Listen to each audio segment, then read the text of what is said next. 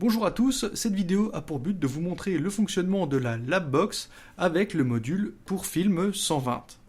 Placez votre pellicule dans le réceptacle en introduisant le papier dans la fente prévue à cet effet. La pellicule doit se trouver au-dessus d'une ouverture, elle ne doit pas entrer dedans, c'est en tirant sur le papier que le film se déroulera à l'intérieur. Fermez le verrou gris, remettez le couvercle et tirez sur la bande de papier. Le film va se dérouler automatiquement dans une petite chambre étanche à la lumière qui se situe derrière le bouton 120. Continuez de dérouler le film jusqu'à sentir une petite résistance sur le papier. Une fois ce point de résistance atteint, tournez le bouton 120 dans le sens inverse des aiguilles d'une montre pour fermer la petite chambre hermétique à la lumière. Vous pouvez maintenant enlever le couvercle et déchirer le papier. Retirez délicatement la bobine, enlevez l'excès de papier, ainsi que l'adhésif qui se trouve sur un bout du film qui dépasse de la chambre. Prenez la petite pince en métal qui est reliée à la spire et accrochez-la correctement au centre du morceau de film qui dépasse. Refermez le couvercle et tournez le bouton 120 en position ouverte pour ouvrir la chambre étanche à la lumière. Il ne vous reste plus qu'à tourner le bouton du réservoir pour enrouler le film autour de la spire. Et maintenant, votre film est prêt à être développé. Pour la quantité de chimie, vous avez deux solutions. Soit utiliser 500 ml de produit pour remplir entièrement la cuve et respecter des agitations intermittentes.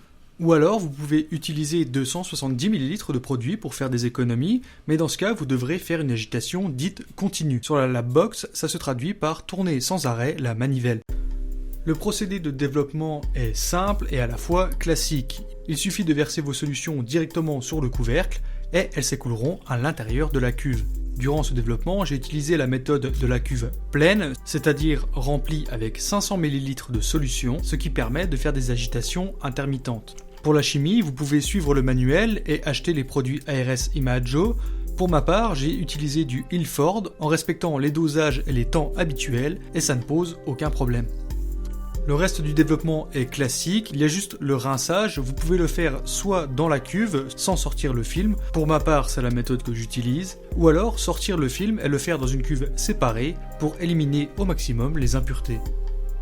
Une fois votre procédé terminé, votre film rincé, vous pouvez appliquer un agent de mouillage, il ne vous restera plus qu'à sortir le film de la spire et l'étendre pour le faire sécher.